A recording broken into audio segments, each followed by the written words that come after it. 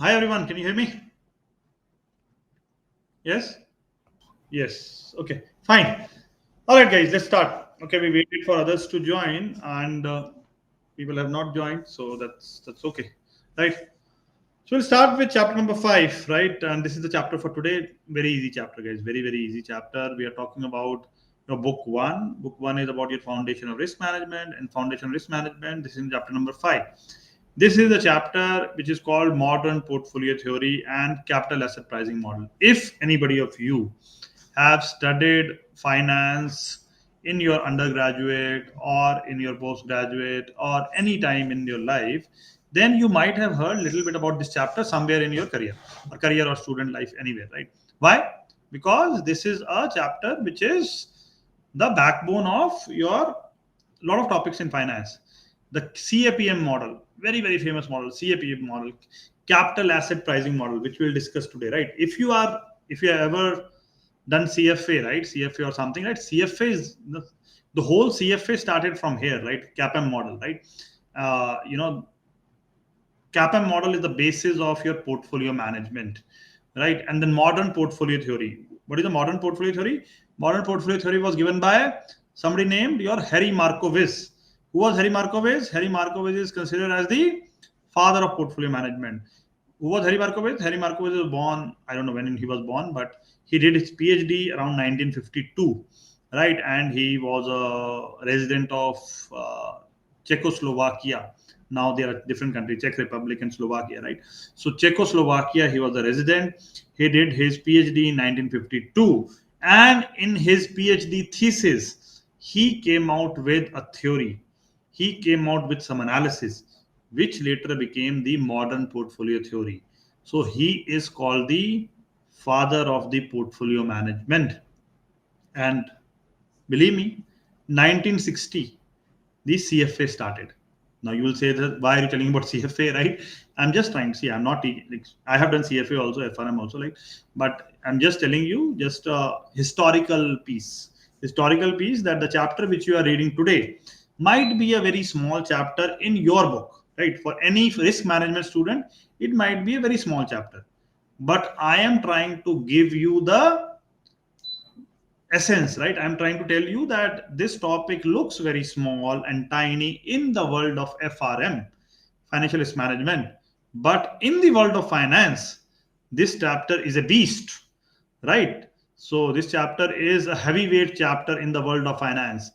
People who do portfolio management, they start from here and keep learning this for many chapters, right? So in the world of finance, this is a heavyweight topic.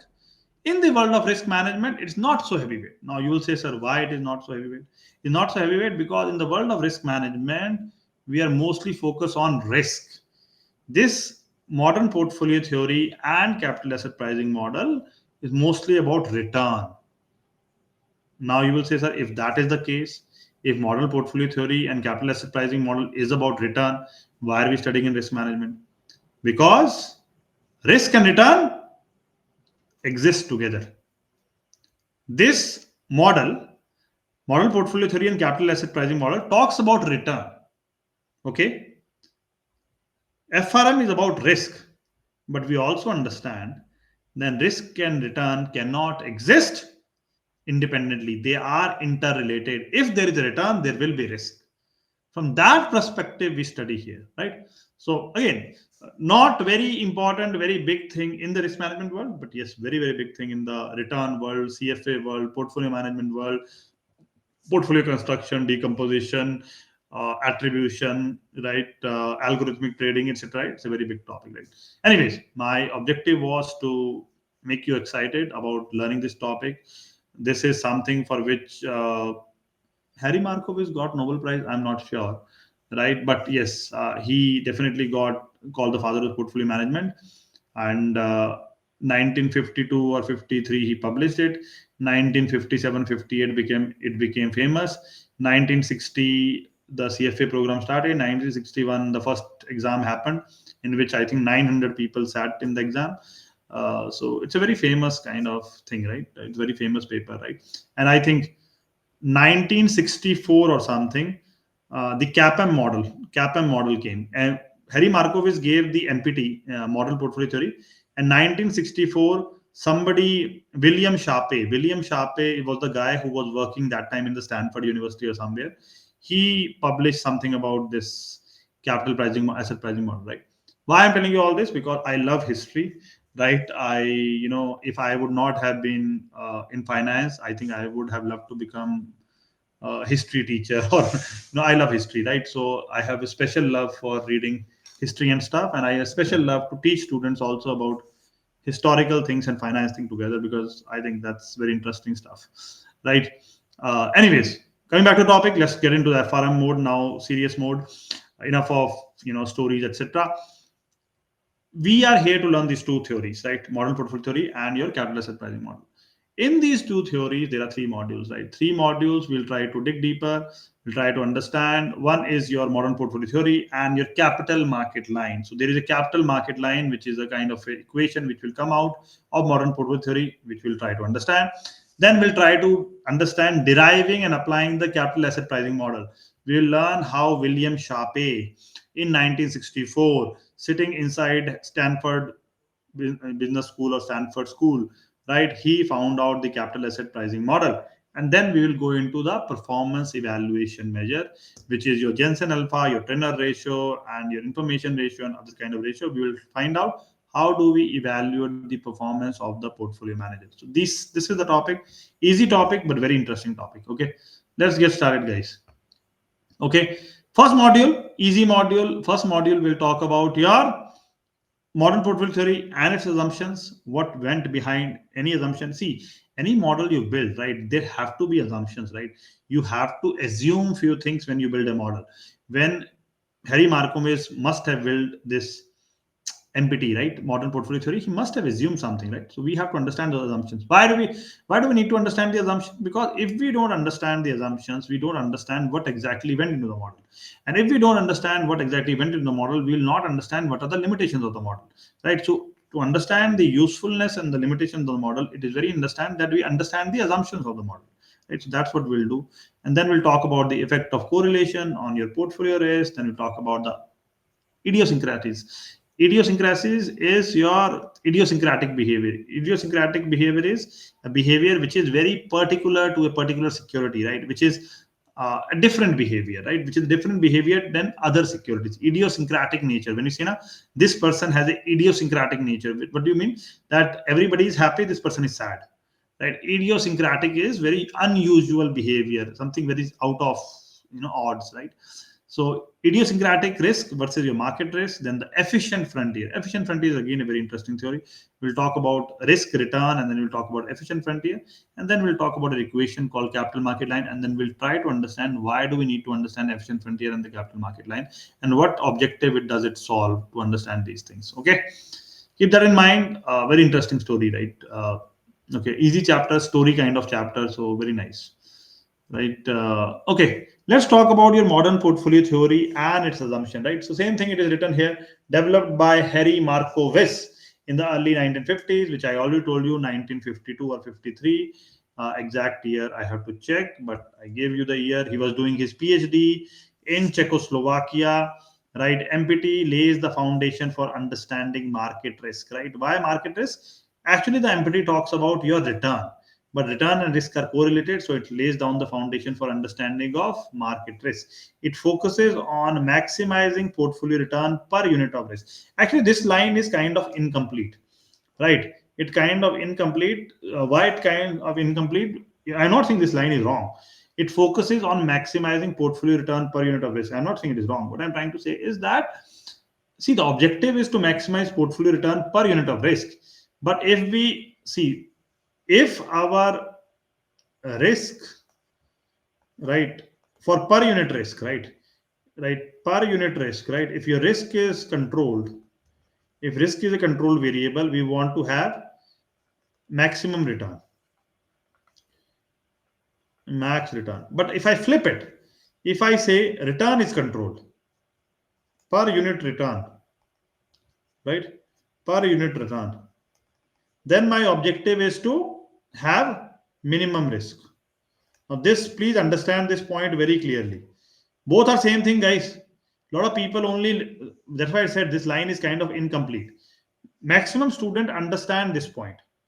Maximum students who study CFA, FRM only understand this point, right? They say that risk, when we increase the risk, when we increase the, see, when we increase the risk, we want your, or per unit risk, we want the maximum return. Now I'm saying if the return is kind of controlled, right, we want to achieve the return with the minimum risk, right? Both mean same thing.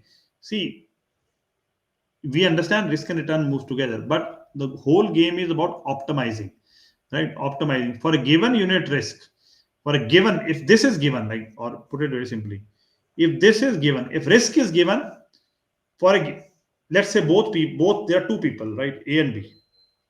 If A takes 10% risk, let's say 10% risk, B take 10% risk, A makes 20% return, B make 25% return, you will choose always B, right? You will say same risk, I'll choose B.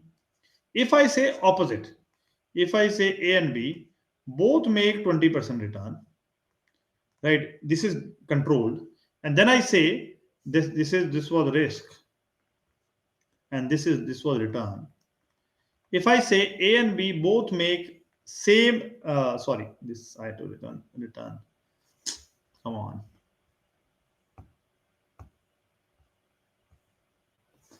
If this makes a return of 20%, then I'll say what? Then I'll say that, let's say risk of this is 5% and risk of this is 7%, right? Then what will I choose? I will say that, okay, return is same, I choose the lowest risk. That's what I'm trying to put across. If risk is same, I choose the highest return. If return is same, I choose the lowest risk. That is called optimization. Optimization, right? That we want to follow the path of maximum reward. Maximum reward is, if reward is fixed, right, how can I achieve that with minimal risk? If risk is fixed, with a fixed risk, how I can achieve the maximum reward? Okay, so understand this point. Please keep in mind, if risk is fixed, I want to achieve the maximum return. If return is fixed, I want to achieve the same return with the minimum risk, right? Then there are certain assumptions, right? Assumptions you have to understand. Remember, very, very important for the exam perspective, returns are normally distributed, right? Very, very important. Returns are normally distributed, guys. Prices are not normally distributed. Prices are asset prices. Asset prices cannot be negative. So asset prices are always log normal distributed. If you haven't studied quant till now, or if you haven't attended quant class, please remember asset prices are different. Asset prices follow log normal distribution. Asset prices are not negative, so they're bounded by zero on one side. So asset prices, if you have prices, asset prices, they follow what? They follow what? They follow your log normal distribution. Okay. If you are talking about asset returns is your profit, or asset return is like percentage return you have made, right? So that follows a normal distribution. If you don't know distribution, you don't know the difference between log normal and log normal and normal, please go back and see the quant which has already been covered. I've covered the distributions. Normal distribution looks like this, right? Normal distribution looks like this. Zero is the zero is the middle value. You have negative values also, you have positive values also. That is your normal distribution, a bell-shaped curve. Log normal is like this. You start from zero and you go to positive side. There is no negative value in your log normal distribution. Why do we need log normal distribution? Because there are certain things in world which doesn't have negative value. What are those certain things in world which doesn't have negative value? Prices. Have you ever seen a stock price less than zero? The minimum value of a stock price is zero. Have you seen the cost of your sugar, atta, whatever, right? Sugar, wheat, etc. Any commodity, right? Flour, right? Any vegetable. Have you seen below zero? No, the minimum cost is zero. Now, have you seen? So the thing here is that there are certain things: prices, cost, revenue. Have you seen revenue of any sales less than zero? Revenue can go to zero only, na? So right. So there are certain things in world where the minimum value is zero, right? So that kind of certain things Mass. Have you seen negative mass of somebody? Either the mass is zero or either it is positive, right? So certain things in the world have only and only what? Only and only zero or positive value. So those are represented by log normal distribution, right? Log normal distribution. Those are asset prices. In the finance world, those are asset prices. Asset returns, when we talk about, those are normally distributed, right? So now, returns are normally distributed. Investor rely consider only the mean and variance. Again, if you don't know mean and variance, guys, please go back and see your quant topic. I've covered mean is the expected value, the mean value, the average value. Variance is that how much, it's the square of the standard deviation. Standard deviation is how much you're deviated from the center value, the expected value, ignoring your skewness on your curtices. Investors are rational and risk averse, right? This is again an assumption in your, in the world of your Markowitz portfolio theory, right? Investors are rational and risk averse, means rational investors aim to maximize your utility from investment. When faced with two investment opportunities with same expected risk, they chose the one offering the highest expected return or one which has the minimum risk. That's why I told you this line is incomplete, right? You also have to understand if the returns are same, you will choose your minimum risk, right? And capital markets are perfect, which is again a stupid assumption. Capital markets are not perfect, right? There are taxation, there is commission, there is transaction cost, there are so many things, and there is less liquidity. Investors have unrestricted access to your capital, all information, and perfect competition exists among market participants. See, these are assumptions. These were the assumptions somebody took to derive a theory. 1952. Some assumptions are stupid, but that's common. That's how the results are derived. That's how the world moves. Certain assumptions don't make sense in practical world, but when we have to do in theoretical world, we have to take those assumptions. Otherwise, how will we derive the relations, right? So you have to always, take certain assumptions. Simple example which I can give when you think about assumption is that when you are thinking of, you know, swimming in your sea, you don't directly jump to the sea, right? You first, what do? You first try to learn swimming in a swimming pool, right? Why do you try to learn swimming in a swimming pool? No, why don't you try to learn swimming in your sea or ocean? Because first you learn swimming in a controlled environment, where if you even sink, there is a somebody trainer who jumps inside and saves you, right? So first you learn in a controlled environment. So you try to model in controlled environment, right? So that is why I do. And then once you become very good at it, then you go and jump in the sea, right? Then you go and jump in the ocean or sea, right? So this is how the real modeling also works. First, you work in a controlled environment where you have all these theories. Once you have established a result in your theoretical world, then you jump into the real world where there is a lot of chaos, right? And you try to understand the kind of various practical things. Okay, again, I'm little diverting from the topic, but just trying to make you understand in a simplistic way, easier way, holistic way, right? Anybody in doubt, please stop me and ask me, right? Otherwise, it's very straightforward and simple. Okay. All right, let's move ahead. Okay, next is the effect of correlation on your portfolio risk. Right. Again, see, the simple point here is that if you have two assets, if they have a lot of correlation, then the risk will only increase. Right. If you want to have diversification, you're right. If you want to have diversification means you want to reduce your risk, but you don't want to have an effect on your return. So if your objective is to minimize your portfolio risk by diversification, try to take two assets which have a negative kind of correlation, right? Negative correlation, any asset which has a negative correlation, that will definitely give you an advantage. That's why, people invest in mutual fund, right? Because mutual fund, you're investing in 10, 20 different stocks, which have so less your uh, similarities. There's a lot of diversification you get. So risk averse investors who don't want risk, strive to minimize your portfolio risk for a given target return by investing in your what you say non-correlated stock. Non-correlated stock means those stocks are not kind of correlated, right? Now, what is the impact of correlation? This you need to understand. See, the whole idea here is that when a portfolio has your what you say your correlation is kind of correlation can be three types, right? Correlation can be many types, but generally, if you think of correlation, correlation can be either +1, either -1, or either zero, right? Generally, these are the three things. What we have seen, if the correlation between two things is +1, right? It means they are highly correlated, right? So then there is no diversification benefit, right? Because two stocks move in the same direction, right? If the market falls, they both falls. Market rises, both rises, right? So no diversification benefit. If correlation is less than one, diversification occurs and portfolio variance kind of declines, right? Means if correlation is different, the variance, the risk kind of declines, right? The lower the correlation, the greater the benefit. And if you have perfect negative correlation, it is possible to create a portfolio with zero variance, essentially a synthetic risk-free asset. This is very interesting kind of slide. In fact, right? Let me stop drawing. I want to make this slide actually bigger. Copy. I want to make this slide bigger because this you need to understand actually a little more.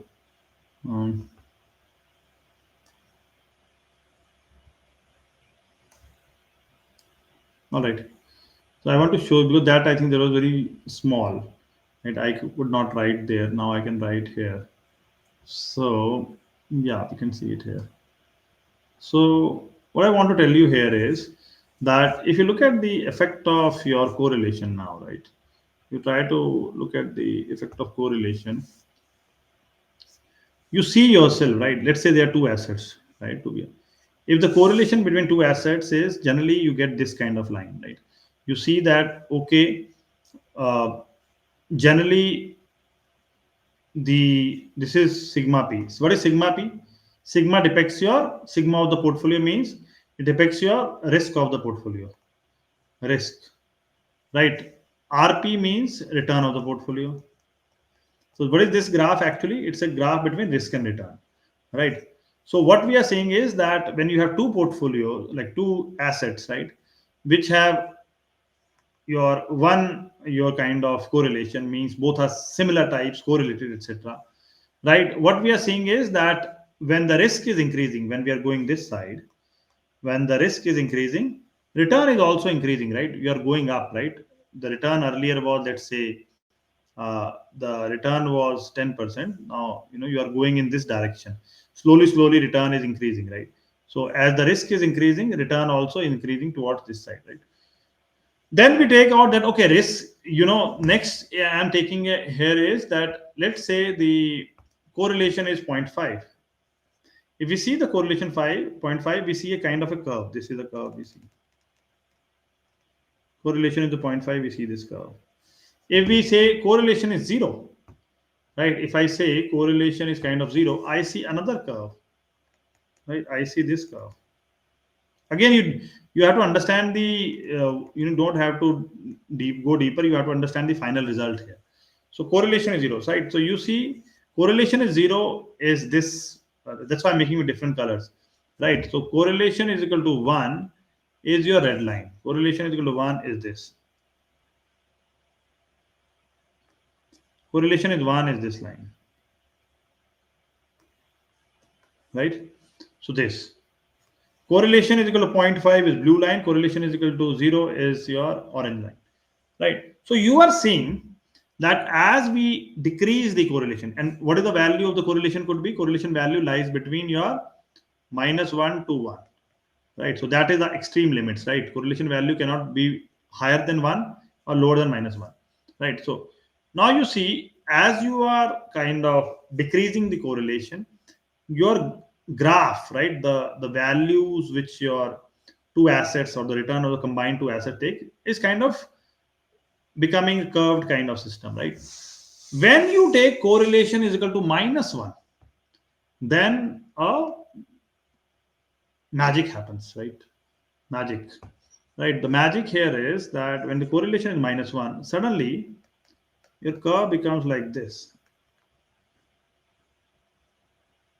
And this is all empirical evidence, guys. Empirical evidence means somebody has done research for many years and found out. Now this happened when correlation -1. So what why this is, I call it a magic. Because when you are having two assets, right? And their correlation is -1, then you are seeing something very unique. What are you seeing? You are seeing that this is what? This is 0 now. So here, this point, what is the risk? 0. What is the return here? 15%. So you are seeing what? You are seeing a magical thing happening now. That at risk is equal to 0, return is 15%. This is, for a logical mind, this doesn't make sense, right? Why? Because you will say that we all believe that risk and return move together. That's what our philosophy in life is, na? That no risk, no return, na? So risk and return move together. But what is happening here? Risk is 0, we are getting a return.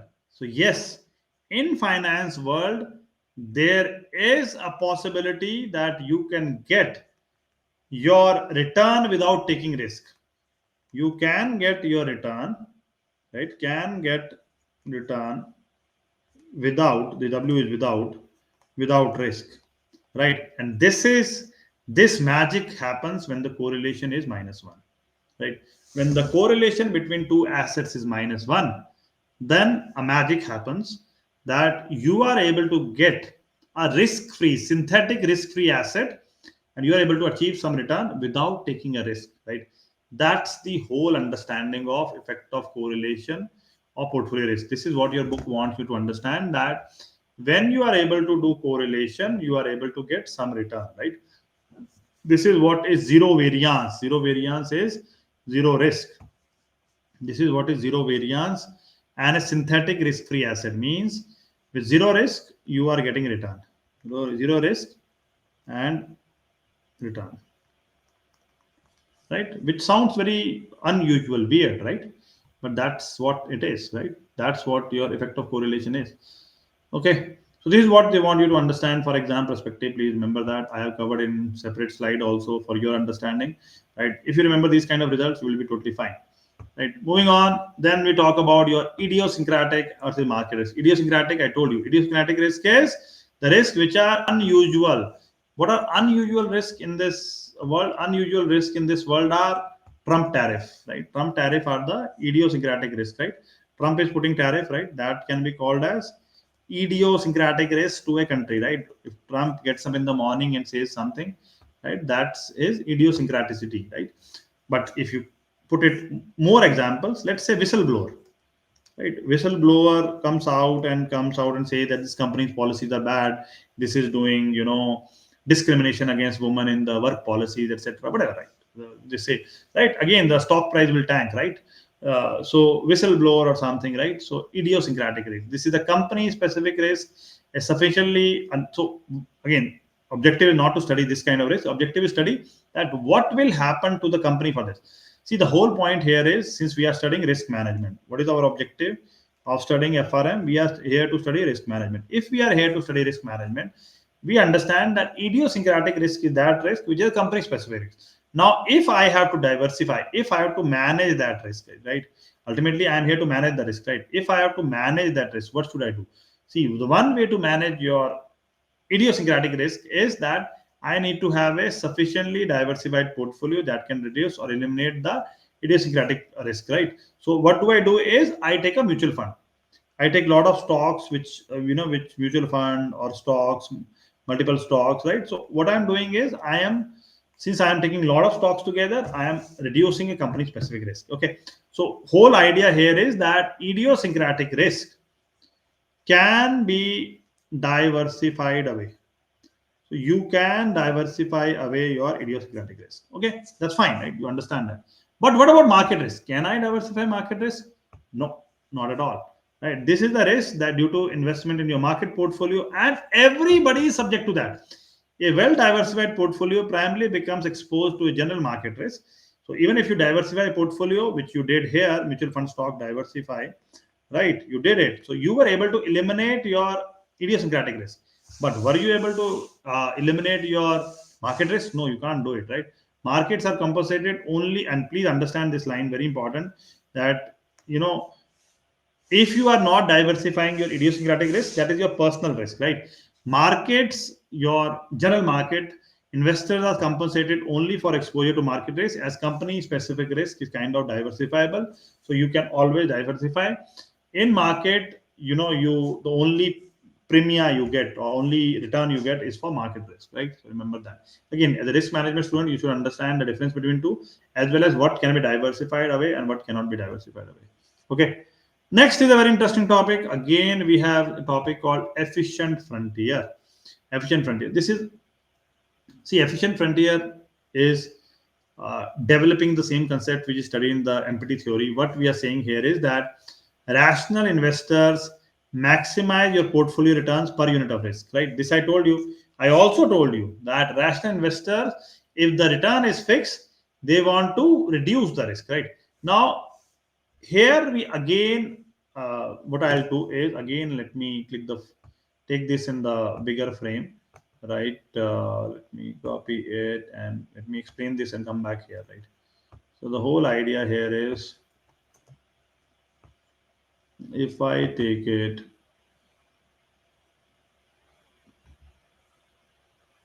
okay, so whole idea here is, I hope you can see it now, right?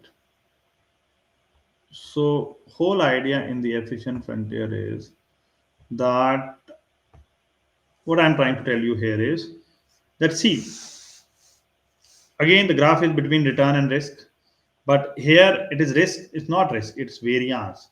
Even though variance also gives you risk only, but please make a understanding that previous graph when we saw for your correlation, that graph was between expected return and sigma. So sigma is your standard deviation, right? This is not sigma, this is variance. Both are depicting your risk, but the units are different, right? Units a this is square unit, that is simple standard deviation, right? So just giving you an idea. Now, what exactly is happening here? Again, you don't need to go how it is constructed. This all thing has been constructed by empirical research, empirical data, empirical evidence, right? So you just have to understand the final result. That is fine. So what is the understanding here is that, you know if we kind of take different combination of assets, right? By some combination of assets, right? For, let's say, this is a risk now. Let's say this value is 0.05. So what we are saying that at 5% risk, I might get two portfolios. One portfolio is A, right? A portfolio. And one portfolio at 5% risk, I am getting E portfolio. Now you tell me, I gave you the example. If you are a rational investor, which portfolio you will choose, guys? For a given risk, risk is 5% only, both things.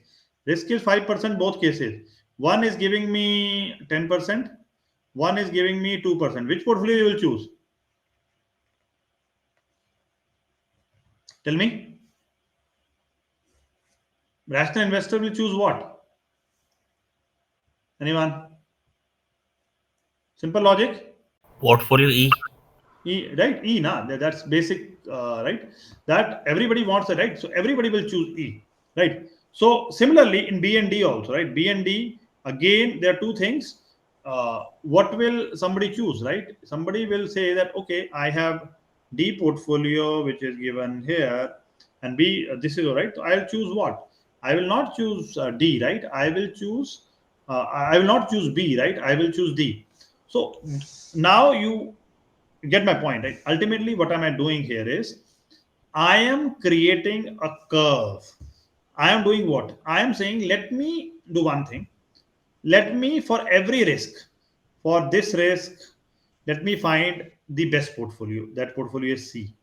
For this risk, let me find the best portfolio, that is D. For this risk, best portfolio is this. For this risk, let's say best portfolio is this. For this risk, best portfolio is this. For this risk, best portfolio is this, let's say. For this risk, best portfolio is this. For this risk, best portfolio is this. And then I am joining that line. And joining that line. So once I have found the best portfolio for each risk, I am joining the line and joining all those portfolios. Once I have joined all these portfolios which are giving me the best return for a given risk, right? Joined portfolios, right, which gives me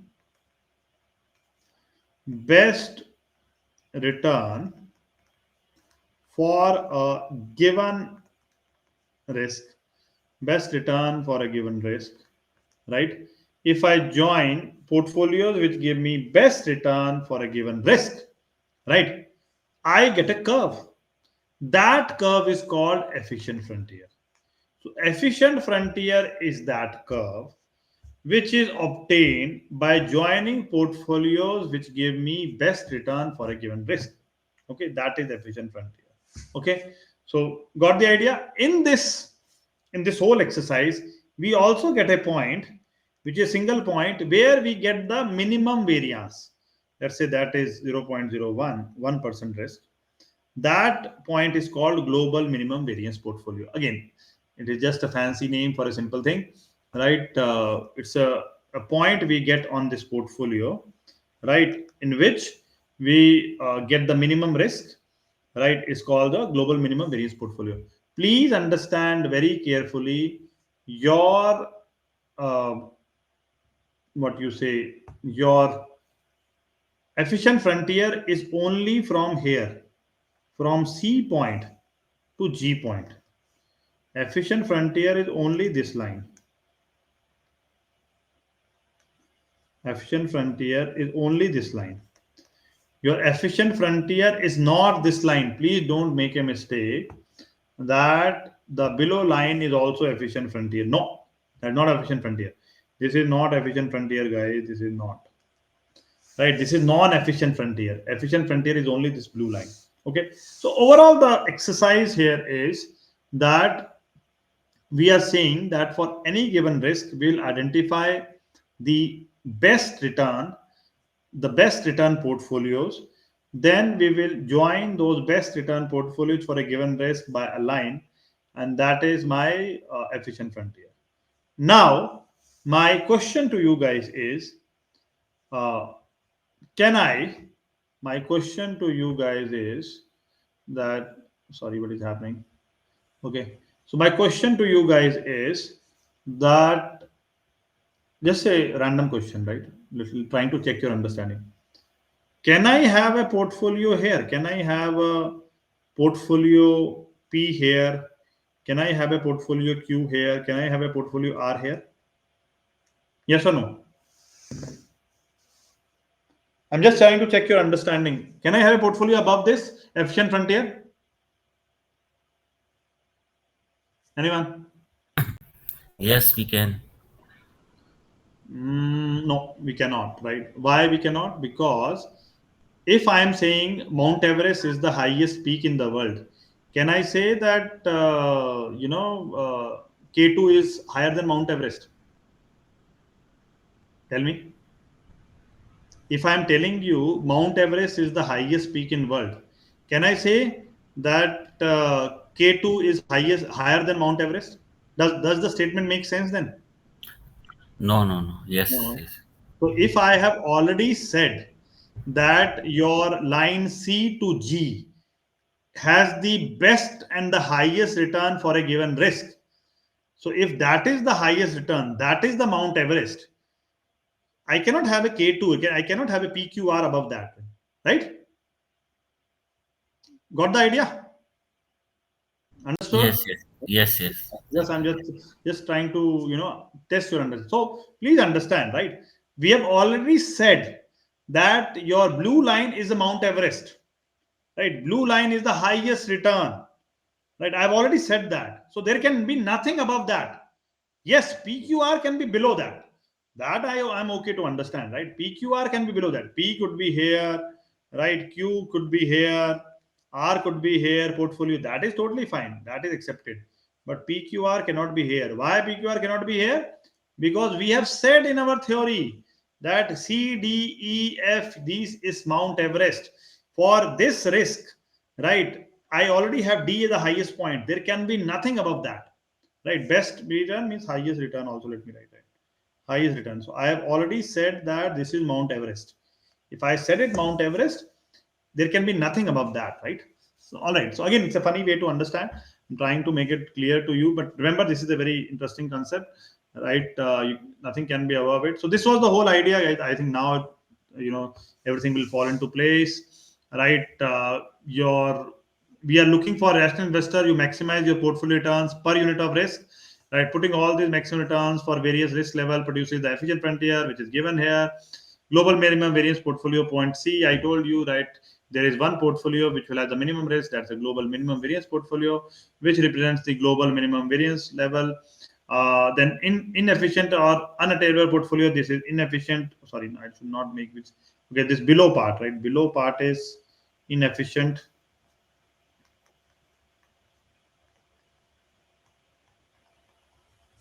Right. So that is global minimum wage portfolio. These portfolios are inefficient because portfolio in the efficient frontier have high returns.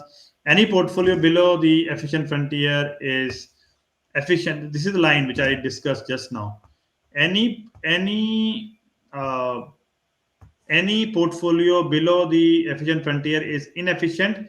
Any portfolio above the efficient frontier is unattainable. Unattainable means not possible. Not possible means nothing can be higher than Mount Everest.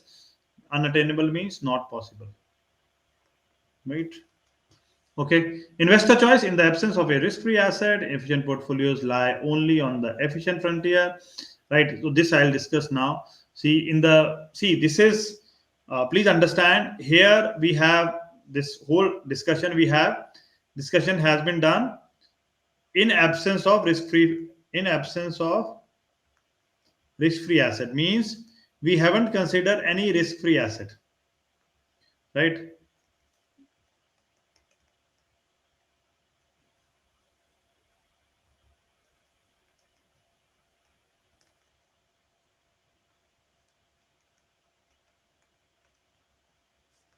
Right.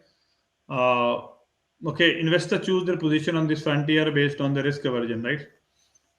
Okay, these two lines are very important. Actually speaking, guys, I hope you get the idea. We'll discuss it ahead, but very important. Invest in the absence of risk-free asset. Efficient portfolios lie only on the efficient frontier.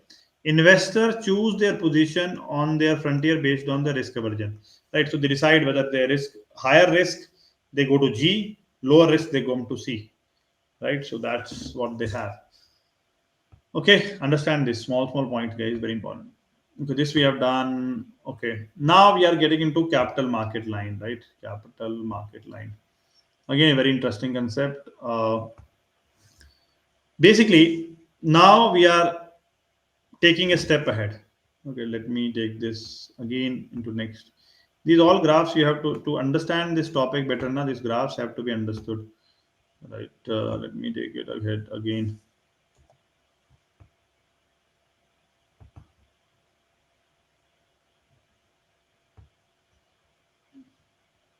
Okay. So here we're trying to understand capital market line. Okay. In this capital market line, please kind of note it. See, what exactly is happening capital market line? Basically, capital market line is what? Please note down. Capital market line, also known as CML. So now onwards we'll use CML, right? We'll use CML word, okay? So CML basically is an extension of your efficient frontier. Now you would say, sir, how is it extension of efficient frontier? Actually, it is. If you see this part, right? If you see your this part, this line, this is actually efficient frontier only. This is your efficient frontier. Okay. Now, what has happened is that we have added what we have done in efficient frontier. I told you now, till now discussion, I told you very clearly that earlier discussion of efficient frontier, we haven't considered we haven't considered risk-free assets. Basically, no risk-free asset in our discussion. Now, what am I doing? I am doing what? I am going and saying that let's change the game. What do you mean by change the game? Change the game means let's add risk-free asset and make students more confused, right? So let's trouble students more and let's add risk-free assets also, right? So I am saying that okay, let's change the game. Now I'm saying in efficient frontier, I am adding a risk-free asset. When you add a risk-free asset in a efficient frontier, so we took a efficient frontier. There we now again there are certain assumptions. Efficient frontier was created with your market securities. All market security. Again, this is assumption, guys. Efficient frontier was created by your market securities by taking it in the same proportion at the market value, market weighted, etc. Same like an index, right? And then we added risk-free asset. Suddenly, this curve becomes the new shape of the curve, right? This curved thing becomes like a straight line, right? This is the straight line you get. When you add a risk-free asset in the efficient frontier, you get a straight line, right? Again, you don't need to go and do research here. This happens. You have to remember the result. This was this point where the curve and touches this tangent line. Original curve touches the tangent line, right? That part is called your market portfolio. That part is called your market return, and that part is called market risk. This is your market risk. This is your market return. This is your market portfolio. But please remember that why it is called market portfolio, because you have taken market securities in same weight. And this is assumption, guys. You have to prove certain results, so you have to take certain things in a certain way, right? I told you a swimming pool and sea example, right? You can't directly jump to sea, right? You have to take certain assumptions, right? Now, once we get a capital market line, and this line is called, this straight line tangent is called, this tangent is called your capital market line. Now, the whole theory here is that when we add a risk-free asset in the mix of your efficient frontier, suddenly the game changes and we get a tangent. Now, this tangent is very interesting. Again, you see something. Again, you see something that, and again, you see the line. This line, again, we are going to sigma p, right? Again, the relationship is between, this is not exactly like efficient frontier. This is sigma p. That was sigma square p, this is sigma p, right? Again, when you take risk zero, when risk is zero, you are again getting a return here. So what you have realized that when you were seeing efficient frontier, efficient frontier, there was no return for risk zero because risk was only going till C point, right? The minimum risk was, let's say, 1%. This was minimum risk. So there was no way, there was no possibility of risk zero. So efficient frontier without risk-free asset, no chance of zero risk, no chance of your zero risk, right? Okay, but when we add a risk-free asset, in the mix, suddenly we can get zero risk also. And when you get zero risk, we can get some return also. So that is what we are saying, that when we add risk-free asset in efficient frontier, the behavior of the efficient frontier changes, right? And it becomes a tangent line. And now there is another beautiful thing happening. Beautiful thing happening means if you take this point as market portfolio, now the interesting thing here is that you can divide this line into two parts.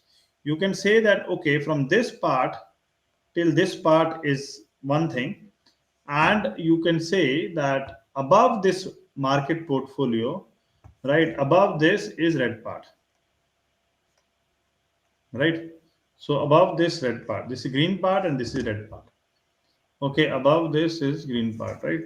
So the whole idea here is the whole idea in this uh, thing is that your this green part, see the whole idea, what I'm trying to say, think of this as a slide on which kids slide down, right? Kids play in the playground now, kids go up and down now. Think of it like that. So basic idea here is that if you are a risk averse investor, you move down, you move to the green part. If you are a risk averse investor, you slide down, right? You go move towards the risk free asset. If you are a risky investor, you go up. So treat it like a slide up and down. If you are a risk averse investor, slide down. If you are a risky investor, slide up. What do you mean by slide up and down? Slide up and down means that if you are a risk free investor, risk averse investor, right? What do? You borrow. No, sorry, again wrong. Right? If you are a risk averse investor, you lend at risk free rate, right? Lend at risk free rate. If you are a risky investor, you borrow at risk free rate and invest in market.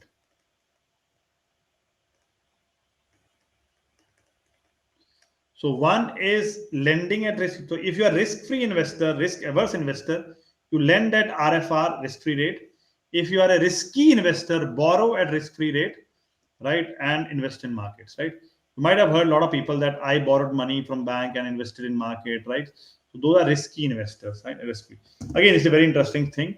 It is telling you that in the world where you have efficient frontier, you add a risk-free asset, your efficient frontier shape changes, it becomes a tangent line. Then, depending on what kind of investor you are, you can slide down and slide up. You can become a risk-averse investor, risky investor, right? What you can become, right? Again, not very difficult, but yes, very interesting, definitely. Okay, so before we understand this now, please keep in mind that to understand all this, right, the capital market line extend the concept of efficient frontier by introducing a risk-free asset, which I told you. Investor behavior, investor combine the risk-free asset with a specific efficient portfolio to maximize the risk-adjusted return. I told you. Homogeneous expectation, this is more of a assumption. Assuming identical expectation among investors regarding return, variance, correlation, there will be one tangency line known as the capital market line. I told you tangency line. Market portfolio, I told you this is single tangency portfolio in the CML. Represent all risky asset classes in the world. S&P 500 is one. Investor holdings, investor hold a combination of the risk-free asset and the market portfolio depending on the desired return, which I told you. Right, lending, I told you, investing in the risk-free asset. Treasury correspond to the point M on the CML, right, where lending on the risk-free asset, left of CM, right, left of M is this, right? So this is lending, this part is lending, right? Using leverage to magnify investment in the market portfolio corresponding to point right, above part is borrowing, right? I told you this in the example. Equation, this you have to remember, this I have not told you till now. This you have to remember, this whole line has an equation that you must remember for exam purpose, that right, ERP, expected return of the portfolio, is equal to your risk-free rate, which is that intercept, right? Your pure maths, right? And then slope is coming as your RM, expected return, RM, right, minus your risk-free rate, right, divided by your sigma M, which is the market risk, right, multiplied by your sigma P, right, sigma P, right. This is the equation of the capital market line. You have to remember this, guys. Very, very important for exam perspective because they ask you question on this. Please understand the slope of the capital market line is equal to Sharpe measure, means this is the slope. What is the slope? Slope is this part, expected return on market minus RF, right, minus RF and divided by your sigma M. This is your slope, right? This is your slope of the market, right? Right. This is your slope of the market, right? This is the slope of the market, and yes, we get that, right? So this part is the slope of the market, right? This chapter looks easy, right? But it's lengthy, right? Chapter is easy. Chapter is not difficult, but it's lengthy in nature. Okay, so this is your slope of the market. So understand this, right? Capital market line, what it is. If you have any doubt, please ask me, guys. Chapter is not difficult, but it is lengthy in nature. Okay, so this is done. Okay, let's do the practice questions, right? Then we can take a break in the module two. I don't think we'll be able to cover the chapter today, but we'll try our best. At a recent analyst meeting at Invest Forum, analyst Michelle White and Ted Jones discussed the use of the capital market line CML. White states that the CML assume that investors hold two portfolios. That's fine. A risky portfolio of all assets weighted according to the relative market value capitalization. That's perfectly right statement. The risk-free asset, Jonas states that the capital market line is useful in determining the required return of retained for individual securities. Right? Both seems right. Right? First statement is right. So obviously, White is right, and only White. So this goes out. And sorry, uh, this Jonas goes out. White. But neither statement is goes out. Now question comes is both statements are correct. Right? Both statements are correct because risk-free. Jonas stated that the CML is useful in determining the required rate of return for individual securities. Individual securities only, right? Yeah, I think it's right. C is the answer. Or I missed something?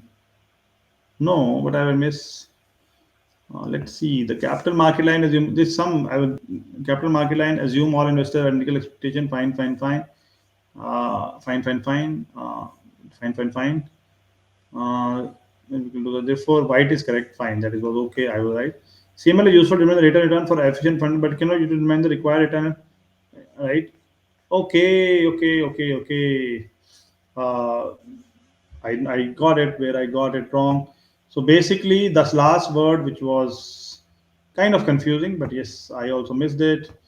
The whole idea here is last word, right? Individual securities. Individual securities. It's not for individual securities. It is not for individual securities, right? It is for what?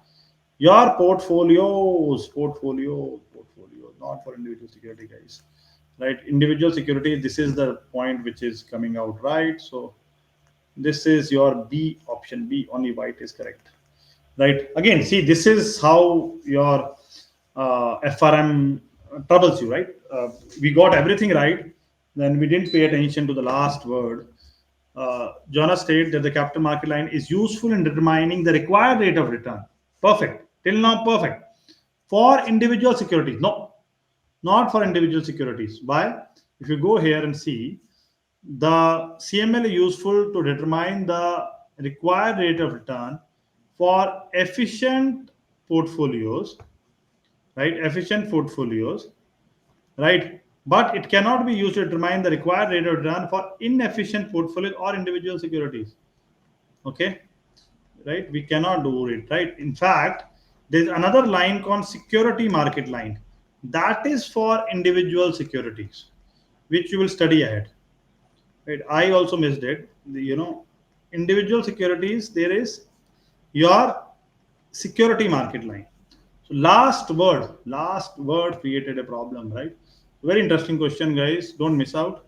Very interesting question, right? Very interesting, and that's how the exam is. And you have to be focused. Please remember, individual securities you need SML, not CML. Individual like SML will study ahead, just coming after some time next module. SML, not CML. The last word, pay attention. Okay. So only first statement is right. Next statement is wrong. So that's it. Question number 2. In the below mean variance analysis, a risk analyst has combined the risk-free asset T bills with portfolio P. Fine. Portfolio P is least likely to be. Portfolio P is least likely to be what? Right. Efficient, have beta of 1, be the global minimum variance portfolio, right? Represent 100% investment in the market portfolio. Right. Least likely to be. Tell me, guys, what it could be. Anyone, any thoughts here? Anyone? What it can be? It can be D, I think. Why D? What's the logic of getting D? Anyone else? Right, these are tricky questions, guys. Participate.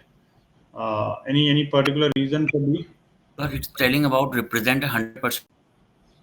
Okay, represent 100% market portfolio, right? Hmm. I will answer C, the global minimum variance portfolio. Okay, seems like answer C, right? Uh, okay. See uh, the whole idea here is, uh, see, we are looking for what is the least kind of thing, right? We're looking for least, right? So in the mean variance portfolio, risk analyst has combined the risk-free asset with portfolio P. Portfolio P is least likely to what, right? See, the idea here is uh, It's be least the global likely, least likely, right? So go on. because it's telling it's focusing on least likely because it has the combination of risk-free assets and the market portfolio. Therefore, D would be the answer. D. D, last one. Okay, okay. Yeah, D is right. See, the whole idea here is the line which is kind of connecting the risk-free asset uh, with the market portfolio is the capital market line. Market portfolio has a beta of 1. Now, when we kind of understand that market portfolio also lies on the efficient frontier, right?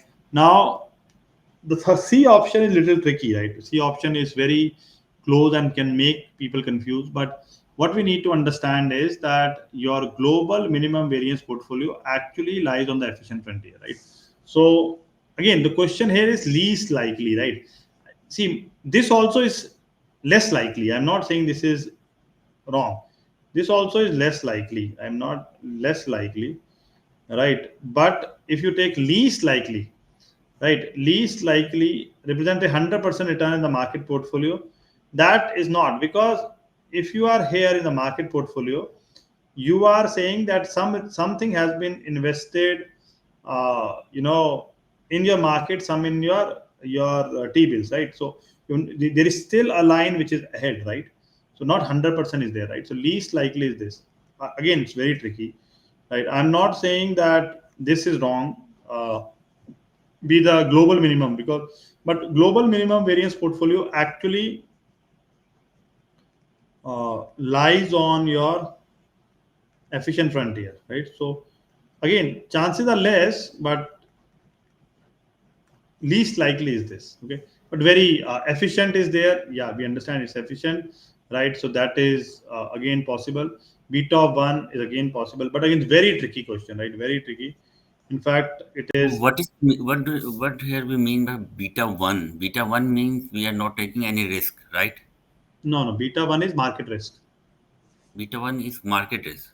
Yeah, we are taking market risk, means our risk is equal to the market, right? Okay. Right, that is the case. Again, I think this question is little poorly worded also, like I'll be very honest here, right? Because your uh, C option is very close, very close, right? Global minimum variance portfolio, right? So I think this question is little poorly worded. uh, this could have been better worded, right? But again, fine. D is the option, right? Least likely, yeah. So D is the option. The line connecting the risk-free rate with the tangency market is CML. The market portfolio has a beta of 1, so market portfolio is that. By definition, lies on the efficient frontier. That's okay. The global minimum variance portfolio lies on the efficient frontier, but not on the CML, right? That also we understand. Okay, but again, it's poorly worded question, I would say. Okay. All right, guys. This is a long chapter, guys. We are 9:48, right? I don't think we'll be able to complete today, right? But we have to take a break also, right? We have to stop for some time. So let's take a small break of, let's say, 7 minutes. Come back at 9:55, right? 7 minutes, and then start again. Okay. All right, guys. Thank you. All right, guys. Let's start. Okay. Now we enter the second module, which is about your deriving and applying the capital asset pricing model. I told you about capital asset pricing model. Came in around 1964. William Sharpe was the person, and he did it while in Stanford, right? So let's try to understand. We had four parts here. We'll try to understand CAPM. We try to understand the systematic risk and interpreting and estimating, and then the driving of the CAPM. And your that stupid question which we got wrong, right? Securities, SML, right? This is what I was talking about. Individual securities can be, you can calculate the risk-free returns of, you can calculate the return and risk for the individual securities by SML, not by CML, right? Remember that. This is what we got it wrong na, in the previous module. Okay, remember that. Okay, fine. Yeah, this is the point. Developed by William Sharpe, right? William Sharpe and John Lintner in 1960s, 64 to be precise. CAPM builds upon your modern portfolio theory and the CML key assumption. Again, you have to remember the key assumption. Why? Because if you understand the assumption, then only will you understand where the model will fail or succeed, right? First, assumptions are very important exam, guys. Please don't leave the assumptions because FRM tries to test whether you know the assumptions or not very, very clearly, right? So please don't leave any assumptions, right? Key assumptions: freely available information means all market participants have access to same information. Frictionless market, no taxes, commission, transaction costs exist. What a stupid assumption. It doesn't happen in the real world.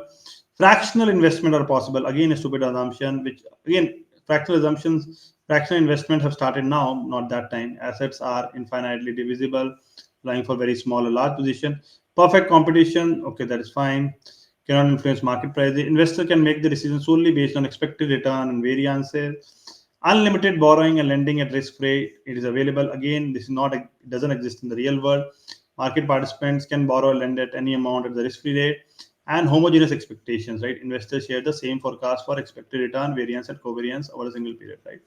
So again, some assumptions are stupid, but that's how the world is, right? There are assumptions. See, again, the same point. You have to take stupid assumption because if you have to uh, make any model, right, you cannot do it without taking stupid assumptions, right? So, but you have to remember these stupid assumptions, right? All right, then practice questions, right? This is what it comes in exam. Which of the following statement is most likely an assumption of the capital asset pricing model? Investor only face capital gain tax. No, there are many other taxes they face, right? Ta-da. Investor actions affect the price of the asset. No, it doesn't affect the price of the assets, right? Because that's what we discussed, na? That your cannot influence market prices. Perfect competition, right? Perfect competition cannot influence market prices. Cannot. So you cannot influence the market price. Now you are seeing how it kind of tricky question comes from here, na? So this also goes away, right? Transaction costs are constant across all assets. Who told you, right? Nobody. Market participant can lend and borrow unlimited amounts at risk free. Yes, this is the assumption. Right? Again, you see these kind of questions are very common in exam, guys. You have to know the assumptions very deeply. Okay. Okay, D is the answer. I think I gave you that clearly. Then we move to interpreting systematic risk. Now, systematic risk is your beta, right? Beta is a systematic risk, which is your market risk basically. So, what happens in a beta? Again, this is long theory given. Simple point you have to remember is beta is equal to what? Your covariance over variance, right? So, it can be given as covariance between I security and the market and your sigma square of the market, right? You can write it in a different way now. How you can write it? Because we know that your covariance and correlation also has a relationship. What is the relationship between covariance and variance? Anybody remembers? Any idea? Covariance and correlation. What is the relationship? Any idea? No idea. So correlation can be derived from your covariance. Ultimately, this is what it is given. Beta I is equal to covariance over your sigma square m. It can be written as correlation, right, between I and m into your sigma I by sigma m. Right, please remember this. Very, very important. Covariance also between I and m. right? Uh, Very important for exam. Very, very important for exam because this comes in exam a lot, right? The relationship of these two covariance correlation, you have to be very, very clear here, right? So beta is covariance over variance, right? And it is equal to correlation into sigma I by sigma m. Sigma m is the market, right? And sigma I is for the that particular security. The expected returns of a risky asset depend only on their relative contribution to the market risk of the portfolio. This is definition. Systematic risk represents the sensitivity of the asset return to the market return as quantified by the asset beta. Again, theory. If beta is equal to 1, it means your risk is equal to market. The market portfolio itself is a beta 1, meaning it moves on one-to-one relationship with itself. When you have cyclical stock beta greater than 1, what happens is securities with beta greater than 1 move by a greater amount than the market, indicating your higher market risk. Higher market risk, luxury good stock, etc., so they have higher risk. So India market, you will see Bajaj Finance, right, which moves with higher market risk. Infosys, right? Infosys is a tech stock which moves with a higher beta. Low beta Indian market is ITC, which is stable, right? ITC stock, right? So these are low beta stocks, right? Securities with beta below 1 move by a smaller amount than the market. Utility stocks, right? They fare better during your recession. ITC fared a lot better during recession. Okay, so remember that. Easy, right? Not difficult at all. Now we get into estimating beta, estimating your systematic risk, which is beta. Again, lot of theory here, lot of theory. You don't need to worry too much. Basically, you estimate beta by regression. With the regression, what do? You take if you look at the graph is between, I'll not go ahead. The graph is between your asset return, right? Asset return, right? In fact, asset excess return. Okay, let me take this graph on the next slide. See, just remember this. It is, you don't have to understand this graph too deeply, but I'm just adding. Just remember the left, right axis here, right? Nothing else.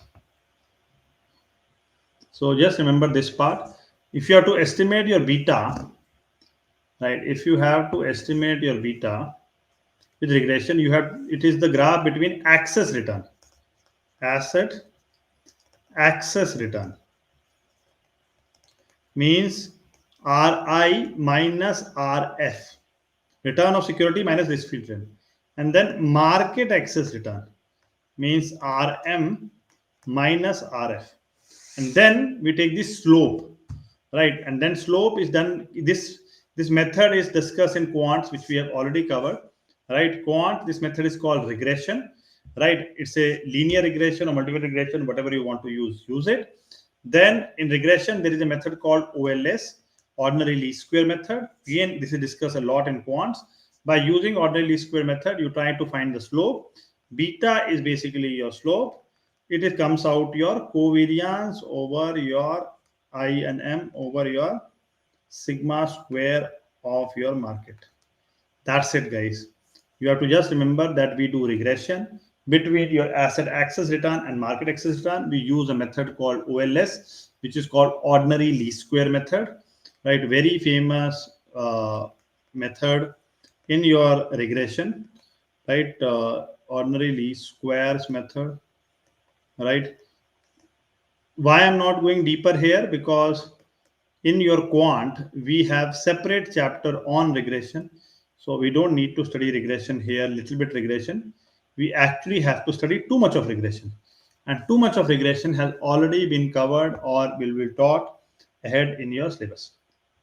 Okay, depending on the batch which you are, right? So regression setup, asset I excess return, dependent variable versus market index excess return, which is independent variable. Least square method is OLS, ordinary least square, right? Regression line maximizes sum of square difference between data points and line of best fit. This concept is discussed in that regression chapter. Beta value is the slope of regression line, provides our estimate of beta. Visual representation is given here, right? So don't need to bother too much because this is actually advanced concept which you have to study a lot in your quants, right? So we'll focus there. Okay. Now is your security market line. Earlier we studied capital market line. Now we are studying security market line. Here again, please note, interesting point, right? If you remember your capital market line, the graph was between what? Remember, expected return and sigma. Here the return is what? Security market line. It is between expected return and beta, right? So there is a difference. Again, same kind of line, but it is for a security, right? Not for your, what you say, for portfolios or efficient portfolios. So expected return depends solely on beta, company specific risk in diversified away, linear functional data. Security market line is the graphical representation of the CAPM equation showing your expected return. What is the equation here is that expected return is equal to your alpha plus slope into your beta, right? When we go, alpha is your intercept, so equation becomes expected return is equal to intercept, we know it is risk-free rate, plus your slope. Slope here is ERM minus RF, right? And you are multiplying with beta, right? So very similar kind of equation, guys. If you see, this is your security market line, guys. Now, if you remember your capital market line, it was also very similar. It was expected return. The first part was same, right? Then second part, what was happening? Here it was different. The slope was what? ERM. The numerator was same, right? But what was happening here? It was your sigma M. And this was your sigma P, right? So please note the difference. This is CML, this is SML, right? So you look at, this is RF intercept, which I told you very clearly, and then you do the equation, you get it, right? And the slope is the slope was RM minus RF by sigma M. Here the slope is RM minus RF, right? This part only, right? This is the slope. Okay, so that's it, guys. Very simple kind of stuff, right? So this is done, and then okay, this we need to understand. This we need to understand properly. We are looking at your overvalued and your undervalued securities. Okay, please note down simply that we had certain overvalued securities and undervalued securities. An overvalued security would have a required rate of return, right? That is higher than its expected return, right? So if your required return, right, which is computed by CAPM, please understand, required return which is computed by your capital asset pricing model, your that equation which you have got is higher, greater than your expected return, right? That case, right, if the required return computed by CAPM, right, is higher than your expected return, right, that is a overvalued security.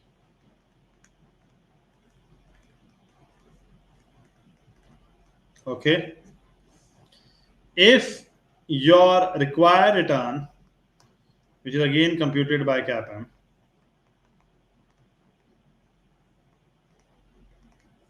right, is lower than your expected return, right, that's a undervalued security. This come in exam, guys, please remember. Another part which comes here is, which troubles a lot of student, is where will the overvalued security lie? Please understand, overvalued security below SML, right? Undervalued security above SML, right? These are properties, guys, you have to remember. Please remember these properties, very, very important for the exam, right? Small question comes from here. There's enough confusion. If you don't remember, guys, in exam, there's enough confusion that you will not be able to read the right answer. If you reach, that will be mostly by guesswork, but remember that, right? Overvalued lie below SML, right? Okay, let's try to solve this question now. Uh, Patricia Franklin makes buy and sell stock recommendations using the capital asset pricing model. Franklin has derived the following information for the broad market and for the stock of the cost company. Expected return 8%, risk-free rate 5%, historical beta 1.50. Franklin believes that the historical betas do not provide good forecast of future beta, so therefore uses the following formula. So forecasted beta has been calculated like this. After conducting a thorough examination of market trends and the CS, your company's financial statement, Franklin predicts that the CS return will equal 10%. Franklin should derive which of the following CS require returns for CS and valuation decision, overvalued or undervalued, right? See, the point here is that Franklin, what does he predict? Right? Franklin is predicting that return is what? 10%, right? If Franklin is predicting that the return is 10%, now we have to compare with what? We have to compare, let's do the CAPM equation, right? If we do the CAPM equation, right, I think we will get some value for the company, right? So if we have to do the CAPM equation, right? So CAPM equation is what? If we take for your individual securities, right? We see this is individual security. Now this is company.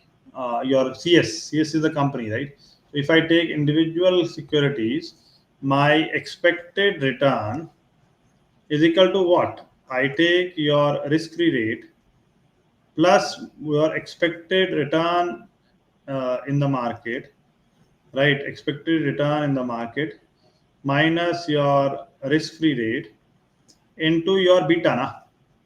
That I do, right? So this is my equation, but the whole point which problem created is that beta I don't have. So first I'll calculate the beta.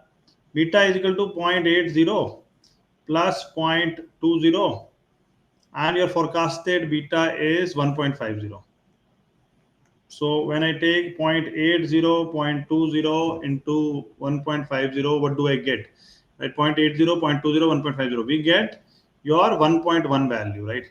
I get 1.1 value, right? 1.20% of this is what? Your 10%, 15, 30, 30 and 80, 110, right?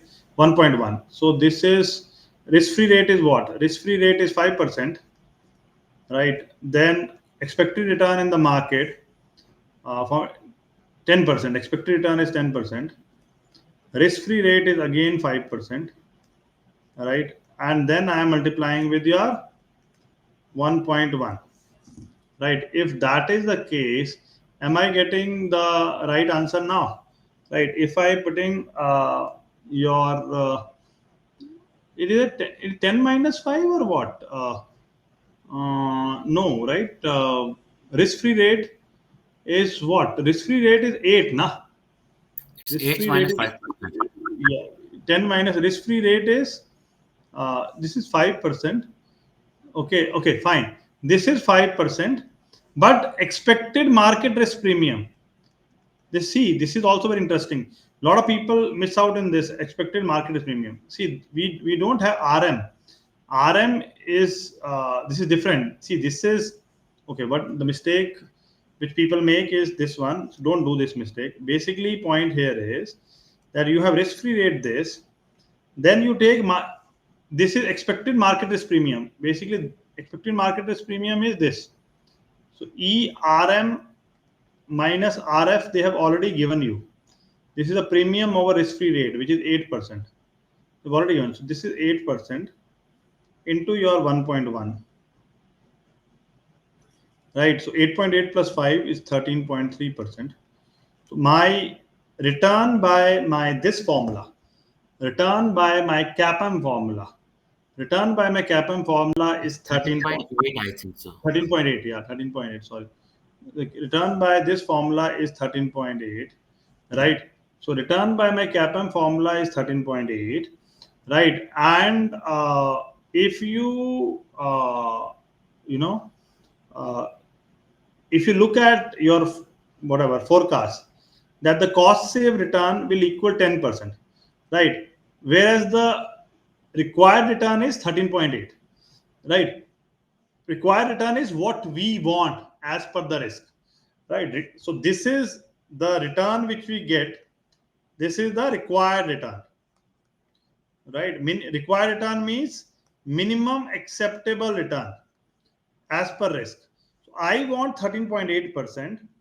What I am getting is your 10%, right?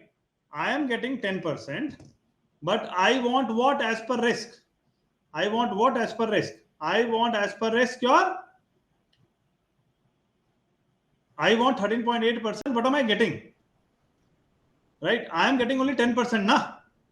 So again, same point, right? Which was done in the previous question. If you go back, see here, required return computed by CAPM is 13.8. If you see this equation, now I calculated required return, which was 13.8. Right? Expected return is what? Expected return is 10%. So is this a overvalued or undervalued? Overvalued, na? Overvalued. Right. So this is the whole idea, right? That my formula says 13.8. So this is my mathematics. My mathematics says that I need this much at least. But in reality, what am I getting? In reality, I'm getting 10%, na? So 13.8% I want, I'm getting your 10%. I'm not happy. I'm saying, no, I don't want it. This stock is very risky stock. My math says, by my equation, the math says I want 13.8, but that's not happening. I'm getting 10%. I'm not happy. So it's an overvalued thing, na? Right? It's an overvalued thing, right? Okay. So remember this point. This confusion happens, guys. Please remember very clearly, whatever you calculate by required return, this is as per risk. Or you say it, and how I remember is that this is as per mathematics. And mathematics is the language of God, right? And people who study mathematics, they say mathematics is God's language, right? So God is saying, right? God is saying that this is a risky stock. This should have at least 13.8% return. Humans, normal people in the market are saying 10%. So if God is saying 13.8%, God means mathematics is saying 13.8%, and humans are saying 10%, right? So who is right? God is right, nah?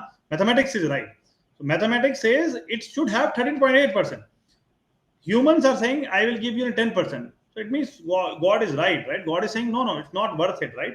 And it should have at least 13.8, right? So you listen to God, right? You listen to mathematics, right? So that's the whole idea, right? So it's an overvalued thing. Okay, 13.8 and 10%, right? That's how it works. Okay, and yeah, next question, right? Let's do another question. Albert Dryden wants to estimate the expected return on the market. He believes that the stock of the Hobart Materials Company is fairly valued. Okay, he believes, right? Gathers the following information. Again, expected return, not the market, it's expected return. Right? This is ER. It is not market premium. This is return. Earlier, please note down, earlier question had premium. This question does not have premium. This was market risk premium, that is RM minus RF, right? Premium is RM minus RF. Return is ER. Risk free rate is given and your beta is given. Based on this information, the estimated expected return for the market portfolio is what? Now we have to calculate the return for the market portfolio. What will we do, guys? Right?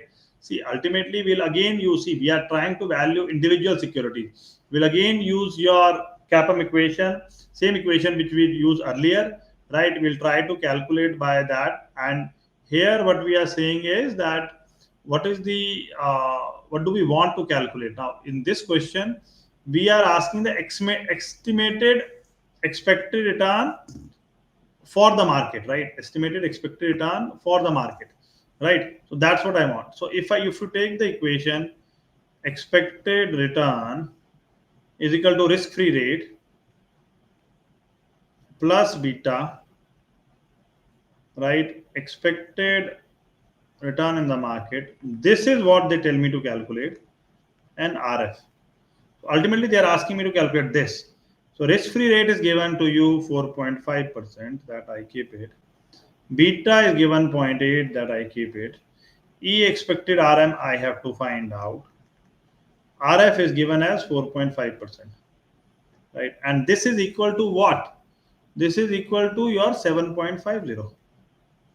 So I can solve it, right? It's not difficult at all, right?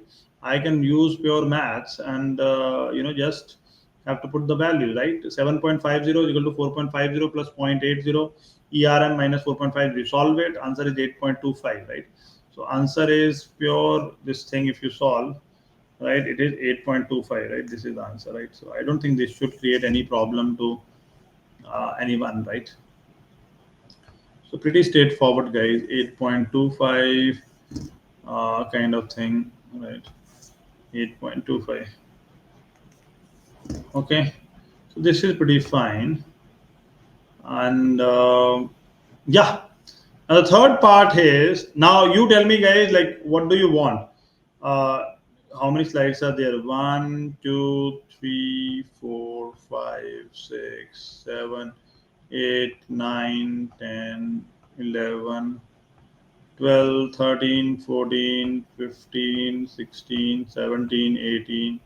So this will not complete in next 5 minutes, right? Obviously.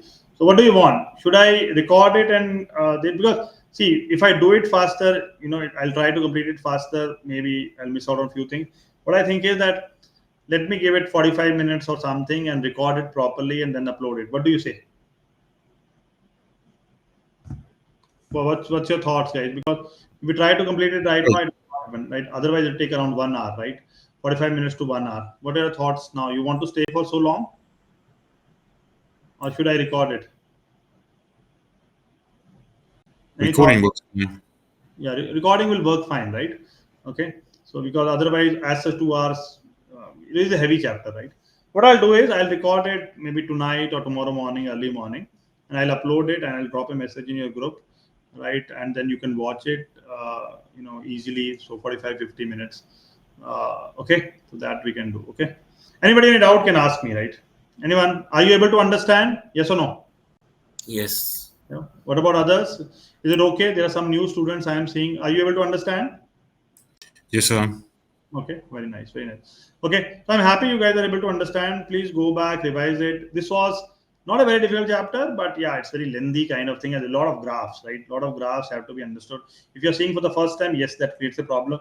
Maybe it doesn't create a problem to me because I have studied it a lot many times, and in CFA also, FRM also, and taught many times, so it comes easily to me. But yes, somebody who's seeing this kind of thing for the first time, it really creates a problem because you have to remember a lot of graphs, right? You have to remember capital market line, security market line, right? And CAPM model, MPT model, efficient frontier, without risk-free asset, with risk-free asset, right? And how correlation works, etc. So it takes a time. But again, a good chapter which you can see 2 questions, 3 questions, right? That kind of thing chapter, and focus on the assumptions, right? Don't leave the assumptions. That is my point. Please focus on the assumption. Very very important. Okay. And the next part is also very important, guys. This evaluation measure. All these are very important. Portfolio performance, Sharpe, Treynor, Jensen, tracking error, information sorted. All 7 has 7 formulas. Everything has formulas here, right? Everything has formulas. If I cover it in a detailed way, then it's good, right? Otherwise, we'll cover it in a hurry and then maybe we'll miss out a few things. Okay. All right, guys. Let's start. So now we'll discuss about module 3, right? In module 3, we will talk about your performance evaluation measures. Okay.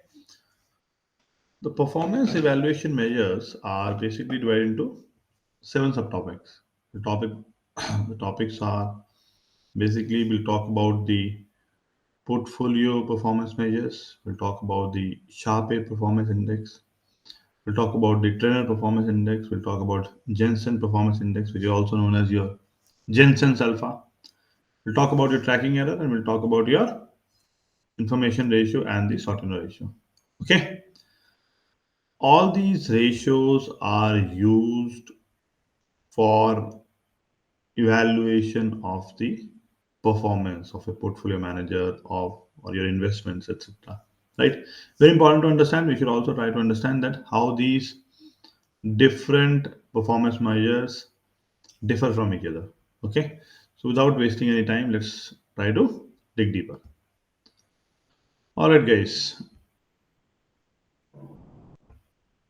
So in this one, when you talk about your portfolio performance measure, please understand that, see, I told you very clearly when we started this topic that this topic is more about your understanding of return.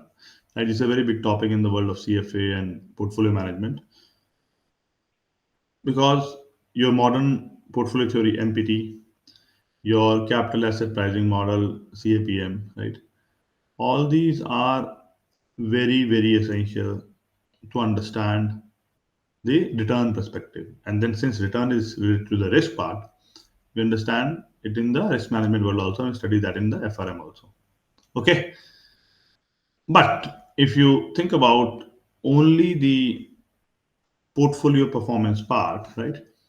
So what we understand is that all portfolio managers must analyze your risk adjusted rates of return, right? Why do you want to understand the risk adjusted rates of return? Because we want to evaluate the true performance of the portfolio, not just your raw returns, right? So you want to have a benchmark, you want to have a system where you are thinking about returns in terms of risk, right?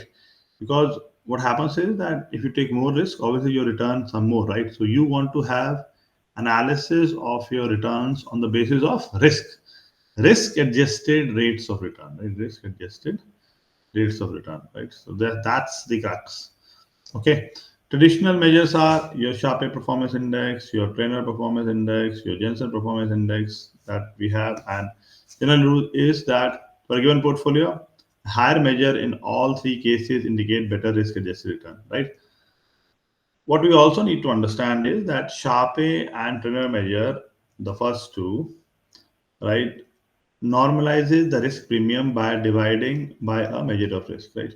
So there is similarity you will see in the formula, right?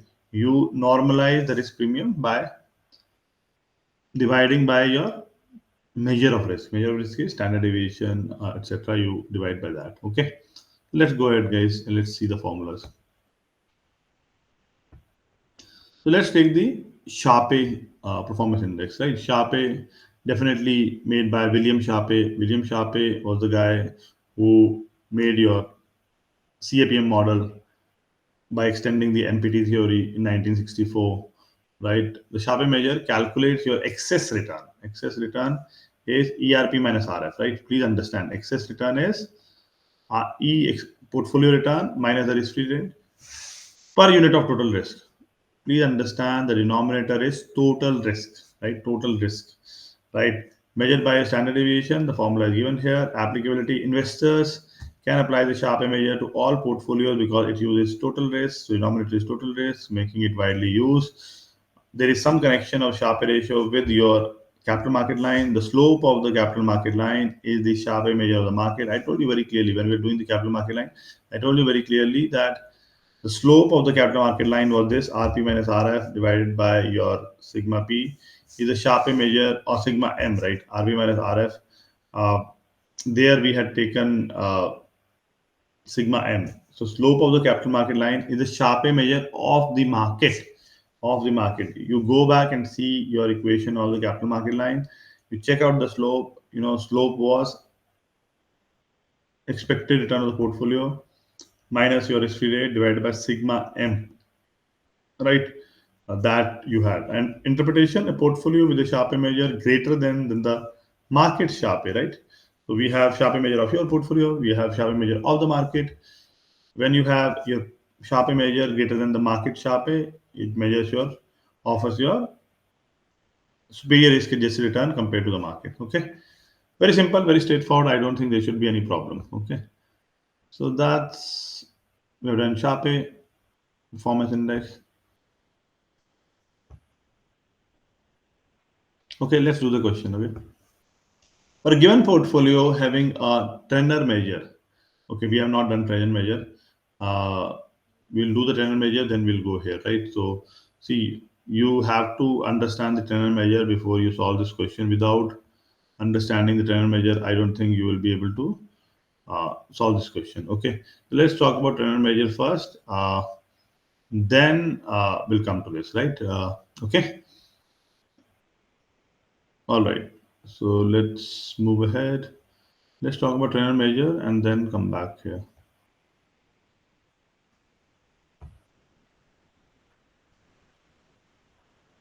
Two questions will come back. Okay. All right, so let's talk about Treynor measure. Treynor measure is also very similar to the Sharpe ratio, right? Sharpe performance index. It shares the same numerator, excess return as a Sharpe measure, portfolio minus portfolio excess return. The formula to calculate TPI, Treynor performance index, is you take the beta P, right? You take the beta of the portfolio. Beta of the portfolio is not your total risk; it's your systematic risk. So it uses your systematic risk beta in the denominator, unlike a Sharpe, which uses total risk.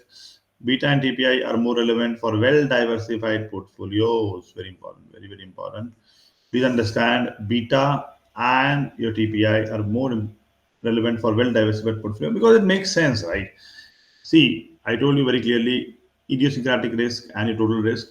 Idiosyncratic risk can be diversified in a well diversified portfolio. So if you are using beta P, if you're using beta of the portfolio, it means you're not bothered about your idiosyncratic risk. It means the portfolio is well diversified. Because if the portfolio was not well diversified, then you would have used your total risk, na? But you're not using total risk. You're using your well diversified portfolio. If you're using well diversified portfolio, it means you are not bothered about what? You're not bothered about your total risk, right? It's idiosyncratic risk is gone. Primarily exposed to market risk, idiosyncratic risk is diversified away. Poorly diversified portfolios, for portfolio with few assets, standard deviation might be unnecessarily high due to excessive company specific risk. And then there is a connection of Treynor performance index, SML connection. Previous one, your Sharpe ratio had CML connection, this has SML connection, security market line. Slope of the SML market risk premium can also be viewed as the Treynor measure of the market, right? Same thing, logic here. The thing here is that TPIM we take it. Only thing is that beta M is 1, beta of the market is 1. So ERM minus RF. So Treynor performance index is equal to ERM minus RF by beta, but beta is 1, right? ERM minus RF, so market risk premium, right? This is interesting relationship. Please remember that. Okay. All right. With this, okay, let's go back and do the questions now before we move ahead. Okay. Okay. For a given portfolio having a Treynor measure, right? Having a Treynor measure greater than the market, right? Treynor measure greater than the market, but a Sharpe measure that is less than the market, right? Very interesting question. Treynor measure greater than the market and your Sharpe measure, right? Treynor measure greater than the market, but a Sharpe measure that is less than the market would most likely indicate the portfolio is what? See, the whole idea here is that if you think logically, low diversification can produce a Treynor measure very high, greater than the Sharpe measure. Why it will do so? Because it will likely increase the standard deviation, right? If it is low diversification, the total risk will be high. Total risk will be high. The Sharpe measure will be lower. Treynor measure will be higher, right? So low diversification can pull the Sharpe measure down. Using your margin is not directly related to the risk adjusted performance because adjusting for risk removes the effect of your leverage. So a Treynor measure greater than the market Treynor would result in a positive alpha, not a negative alpha, right? So there are few considerations you need to keep in mind. So what is important to understand here is if you look at all the options, very simple point. If Treynor measure greater than the market, but a Sharpe measure that is less than the market, it means the portfolio is not well diversified. So this looks like the answer. Generating a negative alpha, no. If Treynor measure is greater, it generates a positive alpha. So it doesn't work out. Borrowing at the risk-free rate, that also doesn't is not a suitable option. Not borrowing at the risk-free rate, that also not suitable option, right? So answer is A. Okay, read the question carefully, you will understand. Okay. All right, let's move ahead. Next is your, with respect to your performance measure, the use of the standard deviation of portfolio return is a distinguishing feature of the what? Again, we haven't done Jensen alpha and all that, right? But if you just look at other options, I think that will give you an idea, right? See, the whole idea here is that we are talking about your, with respect to a performance measure, the use of standard deviation of portfolio, right? So sigma p, right? Sigma p, the Sharpe measure. What do you do? Take it, right? You measure the portfolio return minus the risk-free rate in the denominator, in the numerator, divided by the standard deviation of the return, right? Treynor and Jensen measure, you will see ahead, use your beta as a measure of risk. So beta measure is a kind of a nonsensical kind of thing, but overall you must understand that Sharpe measure is something where you take the use of standard deviation of the portfolio, right? So this is C, right? So A and B does not have it, C have it, B does not have it, right? So C is the uh, use of standard deviation of portfolio return is a distinguishing feature of the CAPM measure. Okay, so that's what we have. Okay, all right. Okay, fine. Let's go to the next one. Next one is your Jensen Performance Index (JPI). Right. When you look at Jensen Performance Index (JPI), right, please understand it's very similar to your Treynor Performance Index. Jensen Performance Index assume investors are well diversified, same like Treynor, and thus uses beta as a relevant risk metric instead of your standard deviation. Formula to calculate is very different. What is there? Here you are not you are taking the expected return of the portfolio, and from that expected return, right? Basically, you're calculating the alpha.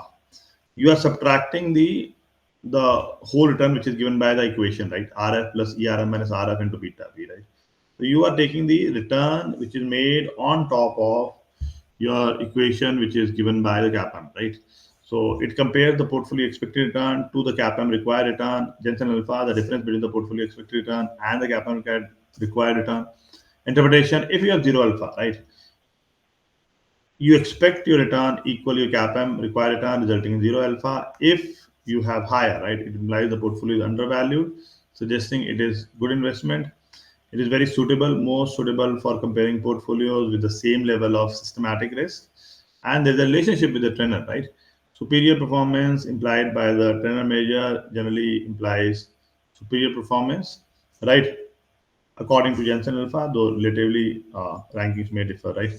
So if there is superior performance implied by the Treynor measure, you're generally getting a better deal, right? So that's what it is, guys. Let's go ahead and solve the questions. Okay, let's solve this. For a given portfolio, the expected return is 9%. Standard deviation is 16%. The beta of the portfolio is 0.8. The expected return of the market is 12. Standard deviation is 20. The risk-free rate is 3. Portfolio's alpha, right? What is it asking, right? It is asking you your Jensen's alpha, right? It is asking you Jensen's alpha. See, when you try to calculate Jensen alpha, what will happen here? You start with your simple uh, expected return, right? So what is that? The expected return is 9%, right? From that, you are subtracting what? You are subtracting the risk-free rate, right, which is RF 3%, right? Plus, you are multiplying that with what? You are saying that this one I have to take your risk premium basically, which is RM minus RF, right? Which is your market return is 12%. 12% minus your 3% risk-free rate, and this has to multiply with your beta, which is 0.8, right? You solve this, 3% plus 12 minus 3, 9%, 9 into 8, 7.2, 7.2, plus 3, 10.2, 10.2, and 9 is minus 1.2, right?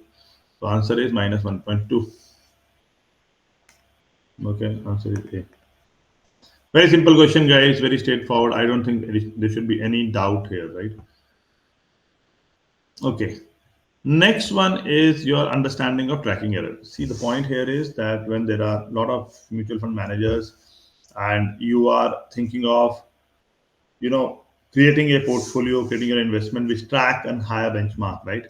When a manager aims to earn a return higher than a benchmark portfolio, market portfolio, the difference between the portfolio return and the benchmark return will have variability over time. So that's why we have to track. We want to track the benchmark, right? So that is called the tracking error. What are you doing? You're taking the return of the portfolio minus the return of the benchmark, and you are taking the square of it divided by n minus one, right? Tracking error is the standard deviation of this difference. Okay, so please understand this word very importantly. Standard deviation of the difference, right? And it is considered another source of risk in assessing a manager's success, even if they generate a positive alpha that varies over time. So what you're saying is that, see, sometimes you mimic, right? Sometimes you track.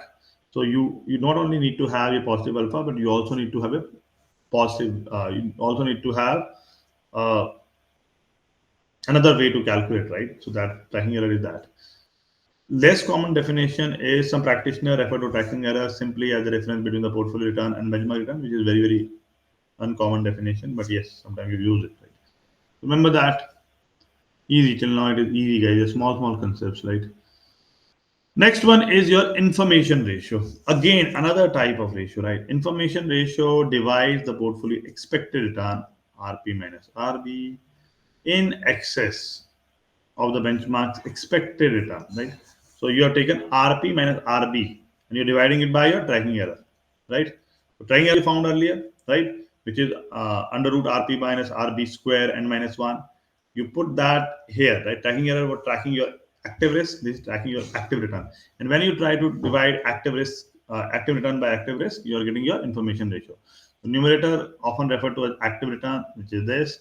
Denominator often referred to as active risk, which is standard deviation of the difference between the portfolio return and the benchmark return, which is the tracking error. So we are getting a active view, which is called your information ratio.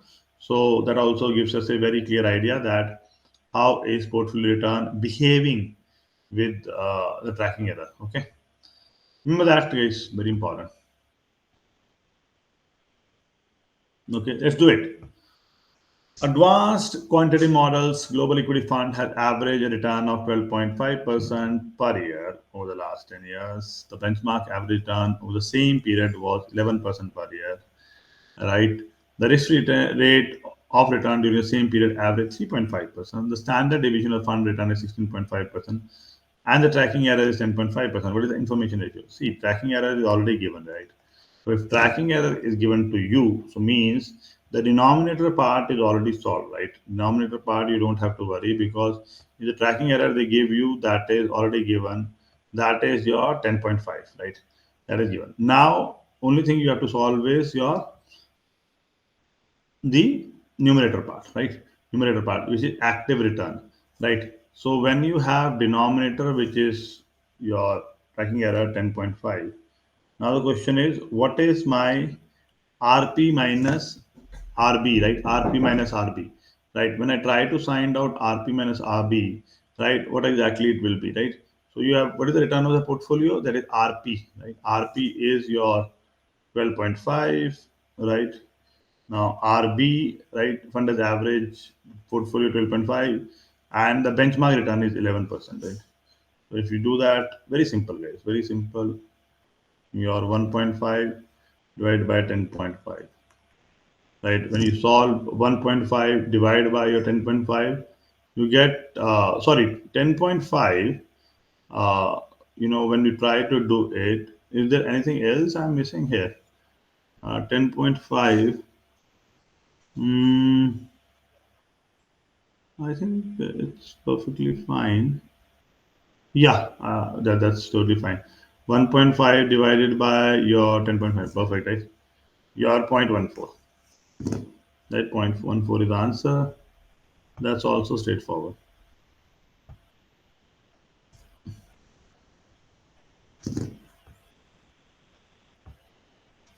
Now this is Okay. Moving ahead, guys. Very simple, straightforward questions, guys. The next one is your Sortino ratio. Sortino ratio, S for Sharpe, S for Sortino, I would say. Please remember S and S, guys. Very similar to your Sharpe measure. The Sortino ratio is similar to Sharpe measure, but with two key modification. What are the two key modification? The formula is to calculate Sortino ratio in the top, in the numerator. You don't take it RP minus risk-free rate. Instead of risk-free rate, you take R min. R min is something which you decide. What is the required minimum return, right? So you have R min, which is the minimum acceptable return. The risk-free rate is replaced with the minimum acceptable return, which can be determined by investor who needs a set equal to the risk-free rate. So it's quite flexible in nature. And then in the denominator, instead of putting your sigma p, right, which is your total risk, you're putting your downside deviation. Downside deviation is standard deviation is replaced with your downside deviation. Now what exactly is downside deviation? See, downside deviation is a very you know uh, different metric. This is a type of semi-standard deviation that measures the variability of only those returns that fall below the minimum acceptable return, right?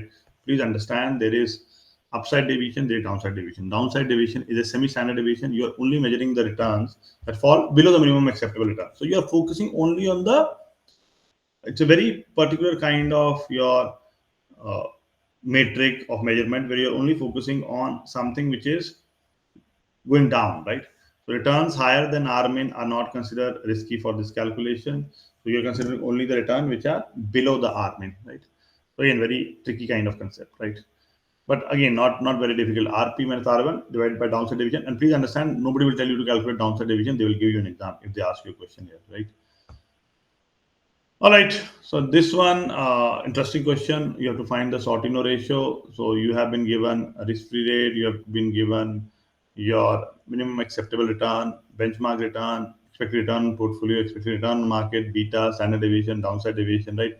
See, when you're told to find your uh, Sortino ratio, right? So one thing is very clear, right? In the denominator, you have downside deviation, right? In the denominator, you have downside deviation.